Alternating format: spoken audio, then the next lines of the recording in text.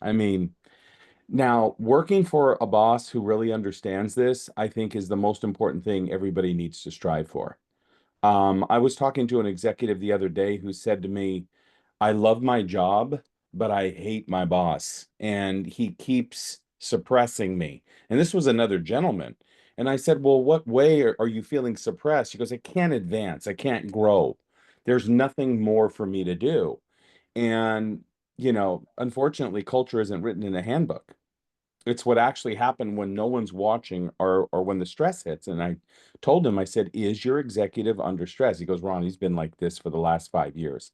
I just don't feel welcome and I don't feel honored. Now, Forbes, Mhm.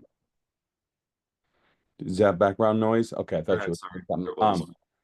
There was. Forbes put out a poll years ago that said the reason why people quit companies is because they don't quit the company, people quit people. And then they went ahead and dove deeper into it because they don't feel validated. And what we're teaching corporate America here at our Executive Coaching Leadership Institute, as well as through our tech company, is that you have viable points of validation. That validation, while it's important that a boss gives it, I'm constantly giving it to you, Tim. You know that. I'm constantly giving it to Troy, our CEO, our COO. I'm constantly giving it to our investors by writing letters. We want to continue to validate people. But at the end of the day, if you're in a culture that doesn't honor validation, then you have to learn how to validate yourself. And we have a tool called the executive validation that we've been using for executives, leaders, moms and dads. Just got another wonderful father who said, I need to know what my strengths and liabilities are. And this knowledge aspect is what begins to then shift your culture. Because we have to remember that we are all walking microcultures. And I think people forget about this, that we are called to govern atmospheres. And I have a whole teaching on atmospheres. Let me give you a really good example of this so it's not ethereal. Tim, you remember I asked you this question, but do you remember, have you ever, I'll ask you again, have you ever walked into a house, maybe you were visiting friends for dinner or you were walking into their home and no one was arguing, but you could actually feel somebody arguing? You know what I mean? Absolutely. Right? Yep. The atmosphere was charged with this energy of deep tension. Well, corporations are like this all the time. This is why it's so important to write the vision down and make it plain because when the vision is up on the wall, when it is in remembrance, when it's on the business cards, when it's on the team meetings, when it's constantly rehearsed, it is a frequency that's charging the atmosphere, and it does make a change. So, narrowing it down all the way to your little world, the optimal way of conflict resolution is to first understand your values.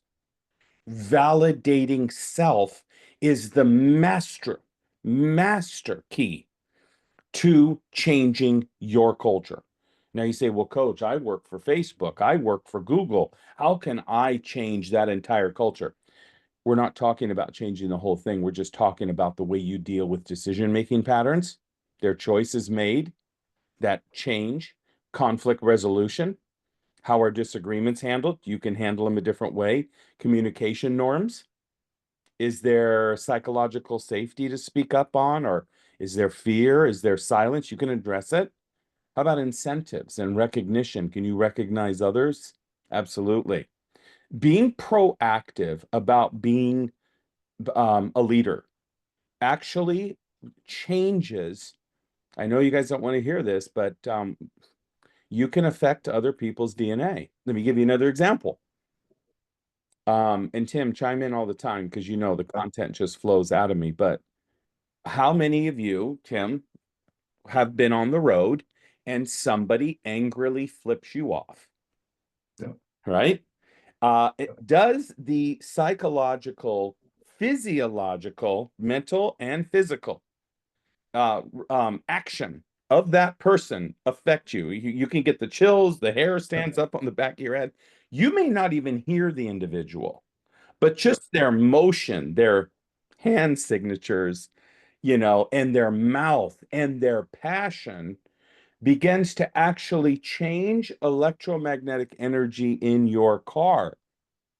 This is powerful stuff because if we can get a hold of the fact that how I behave under pressure, specifically as a leader, is the key element. It is the fundamental aspect of leadership development and transformation in the marketplace, then you are off to leadership consistency, which is the most essential aspect of cultural shift. So I want to, Leaders model the values they preach, but absolutely, yes, leaders right? definitely look the values they preach and walk. Yeah, Um, the I want to go back here a couple of steps here because when we're dealing with culture, and now let's talk about not, this isn't a new culture anymore. We've built a winning culture. We're winning in the workplace. We're winning where you have employees generally very happy to work with the company. We've won all of the different awards for our area as a great yes, company to work for.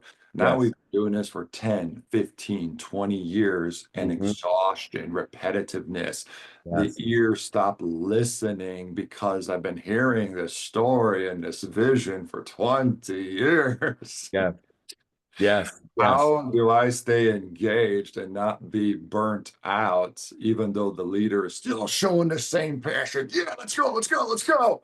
But yet I'm like, I'm tired of hearing Tim talk about this. yes, yes. Well, I think listen, we're all on a quest to develop ourselves as better human beings.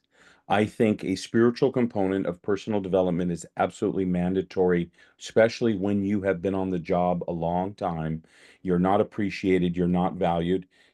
This is where I'm coaching a whole new dynamic, and I know I'm going to spin this conversation, and I think we should really title this From Career to Calling, the ultimate cultural shift because let me just give you the real time example. I'm walking down the street. I live in a beautiful community.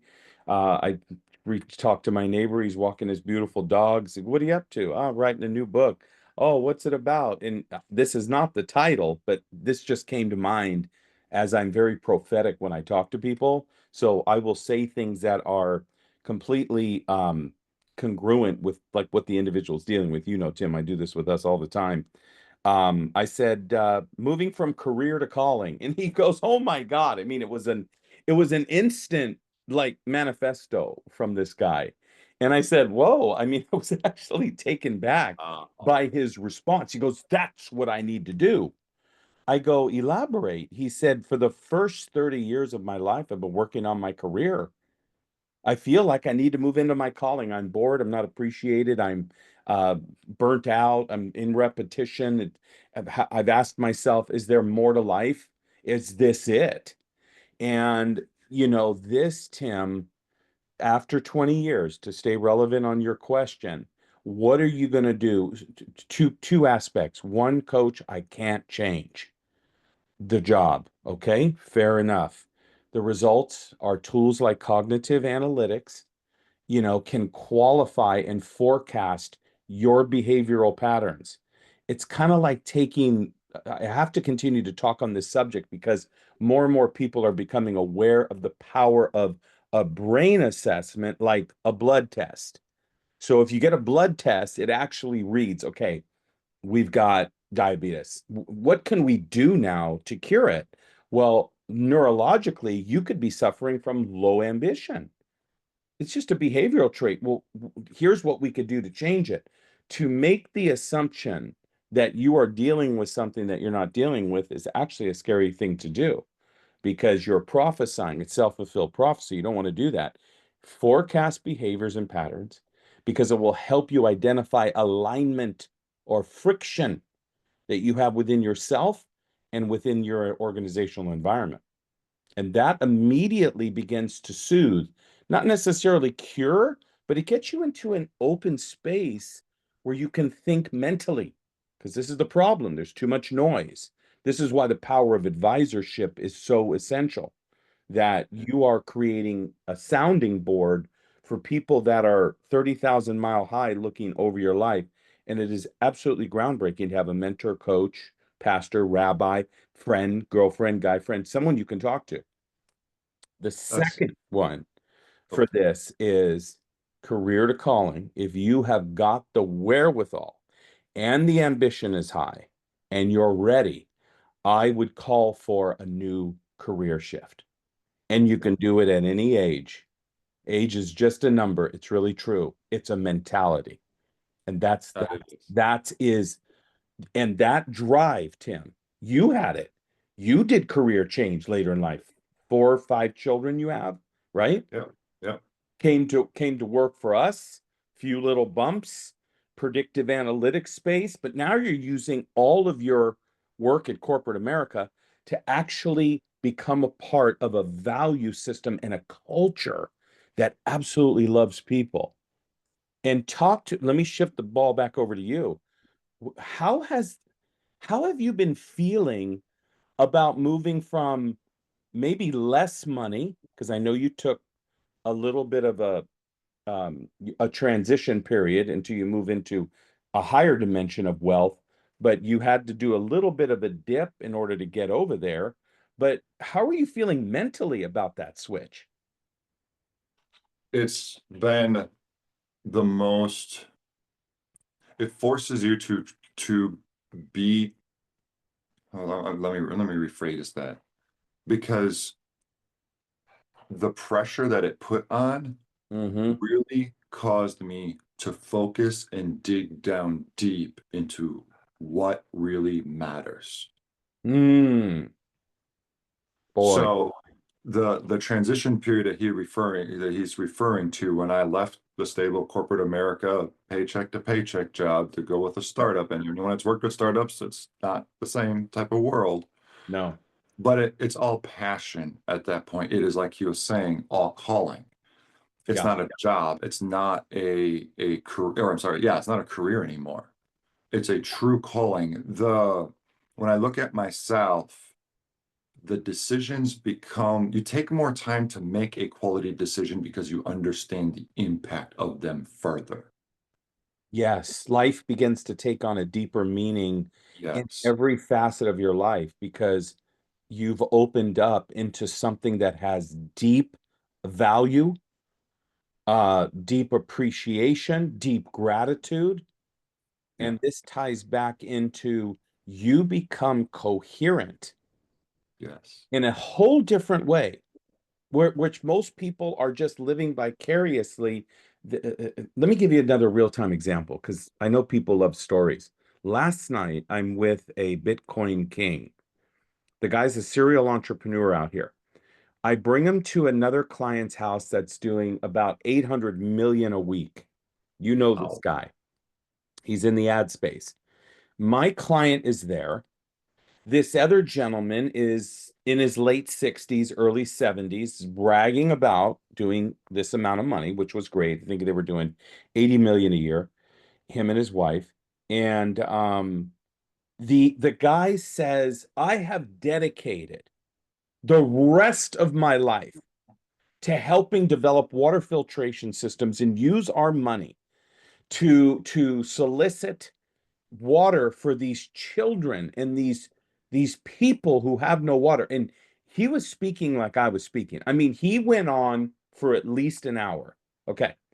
Long story short, we get back in the car with my other client who was not used to the Bitcoin king. He just was driven by money. He had a good heart, you know, has a good heart and all that, but the money was the focus. He gets in the car and he goes, you know, coach, because it just dawned on me. What am I really doing with my life? How am I adding more value? How am I changing cultures around me instead of being controlled by the culture? And you know, he went through an executive assessment, and the insight goes way beyond perception. It gives measurable, actionable data to shift culture intentionality. And then that's when I brought up the subject. Well, you know, your assessment did say you're a nurturer. You're a very nurturing person. So he created a psychological safety in his own mentality to say, you know what? I'm going to start making some changes in my life in order to make more impact in the culture that I serve. That's awesome. It was unbelievable, Tim.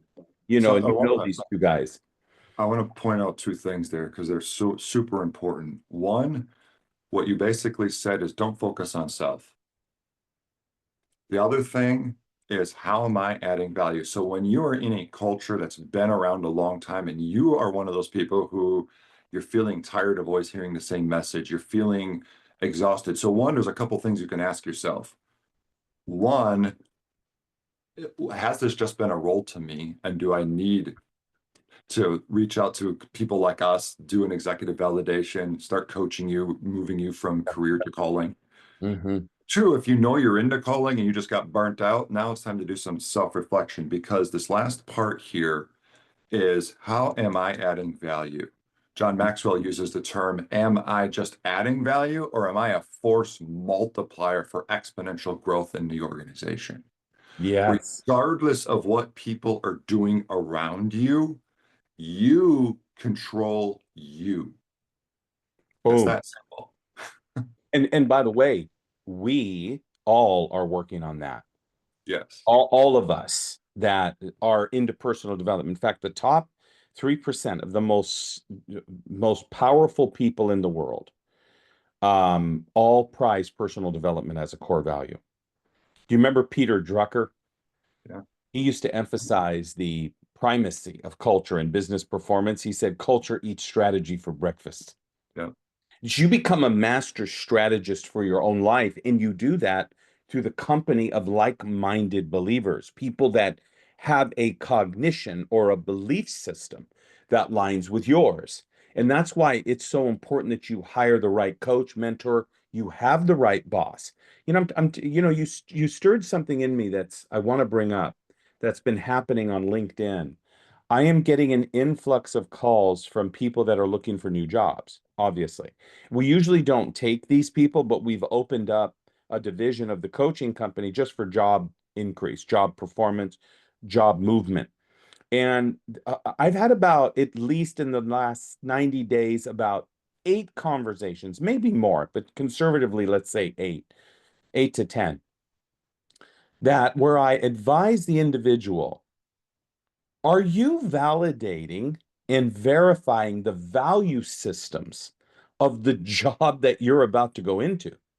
Do they align with like-minded people? Do you agree with the values? Because a lot of people don't agree with the infrastructure of the culture, and it creates automatically a lack of safety. So my advice and counsel is always, okay, this time you're going to ask the HR person who's interviewing you, can you give me your top core values of the company? Because I'm no longer working for companies that don't align with my values. And you watch what happens.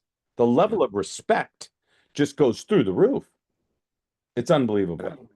And that's happening more and more too. Hmm. The and people who actually companies that actually live their values, not just talk them, but live them. Every company's got values. I mean, you Yes, you ask it, you'll see it painted on the wall. They'll have posters, they have books about it, so forth.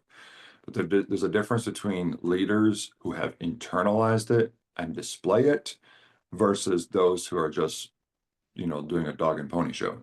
that's right. Um, I want to bring up one other thing that happens frequently with culture too, and that is when people are not coherent Hmm. and a disagreement happens. Because one of the things in a healthy culture is we want disagreements, we want cognitive diversity.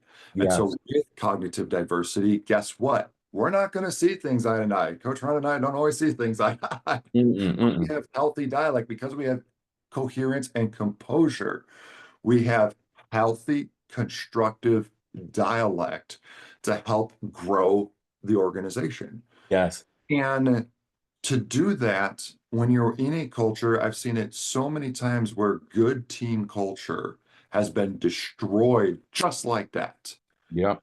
because of an argument that got heated. People got offended because once Yes. you get offended, that's when strife takes over and it destroys that conference room. Yes. Then people leave feeling, man, what just happened? That director just had a shouting fit with that director, and that VP's yelling at this one. And it's like, let's say that happens. Now, you post a very heated, literally yelling, swearing fest that just happened in a corporate room, in a conference room. What can you do as an observer of that to help reshape? Let's say you're the project manager and the VP just totally crapped out on the whole meeting, didn't like this. Mhm. Maybe they had pressure from something else and they released all their pressure into your meeting and completely disrupted it. Your team is now feeling awful. As a project manager, how do you get your engineers, your marketers, your product people back in line, get their mindset reshifted back from what was just dumped on them from a director or a VP or someone like or some other stakeholder? Gosh, if you're being treated like that, it's time for you to leave. There is no easy answer to that question, but I will say this. This is extremely difficult to do. But we do it in pro sports all the time. We train athletes that if you mouth off, there could be like specifically in football, we see this. It could be a 15-yard penalty and it costs the whole team a setback because you are using unsportsmanlike conduct. So when I used to coach at the NFL, coaching a mindset of a pro athlete, I have to coach you like that, Tim. That this requires deep coaching. And if I were to give it in 30 seconds, the way that you control atmosphere is there is a gap called the pause that we've talked about. You're tying in coherency where you're tied in. Very difficult to do.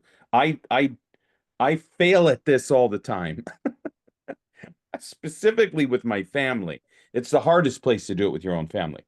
But between stimulus and response, hear me now, between stimulus and response, there is a space. There's a 30-second space. As a There's a 5-second space, 2-second space. In that space is our power to choose our response. This is very important that we at least talk about this because talking about it exposes it. And then it gives the notion that it can be trained. This is a muscle. It is a neurological muscle. Earl Nightingale said, "You become what you think about." If you think that I am a calm person under pressure, that I can handle the situation in that instant of time, you've got millions of neurons beginning to fire to support the initiative. I did it the other day. I was in a parking lot. I had my beautiful G-Wagon, just got it out of the shop. This older gentleman comes over. Apparently, I'm in his parking space. He claims he owns the whole parking structure. I didn't have any proof of that.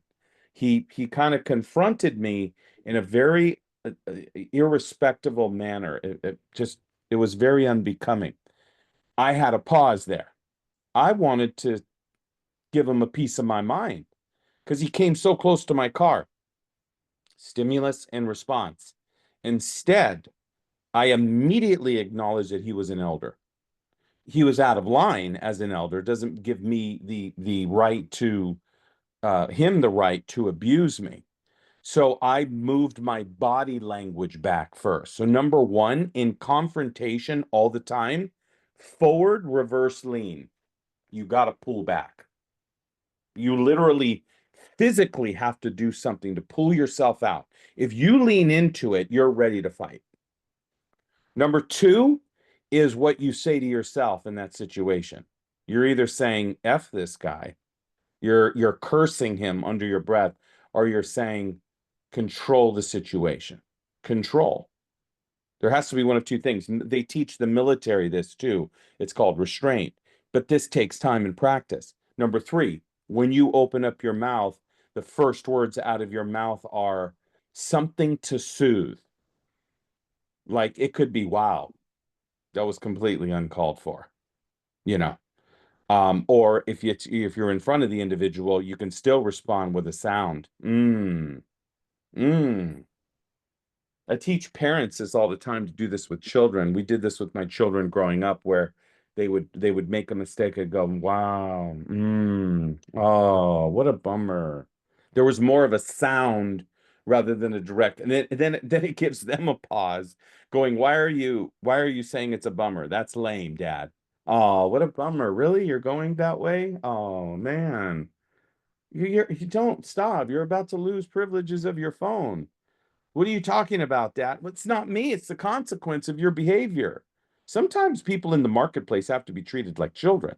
You cannot rationalize with a irrational person. We always talk about this, that an irrational person is not rational. It's kind of like dealing with a drunk person.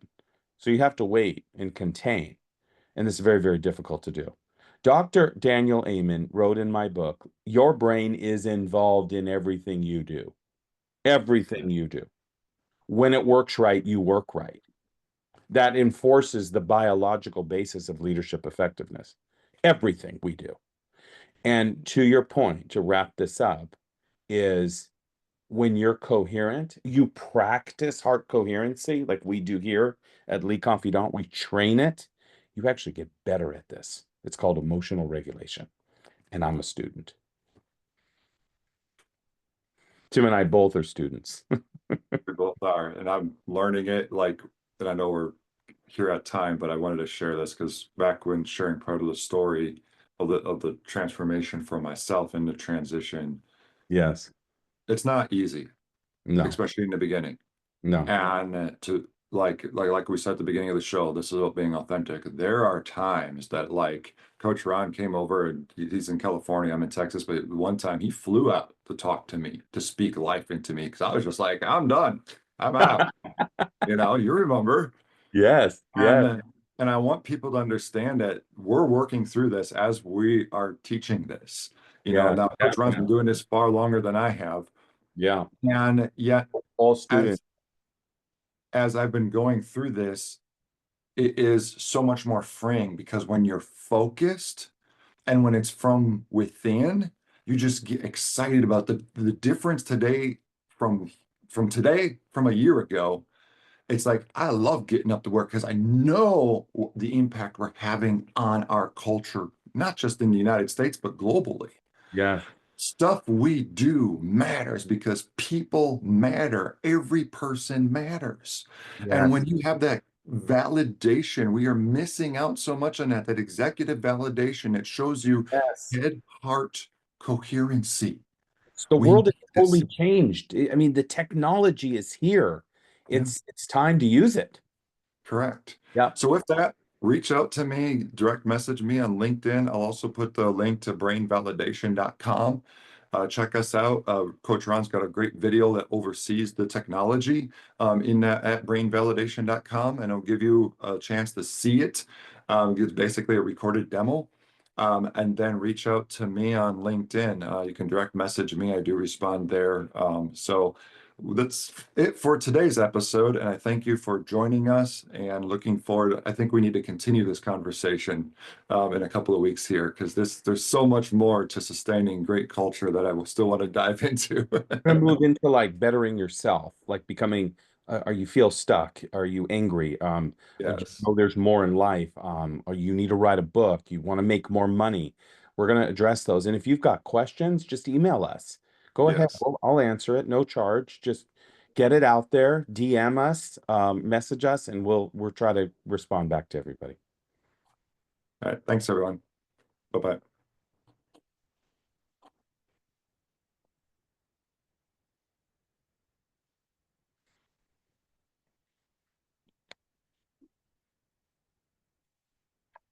I'm gonna still stay here for our next meeting.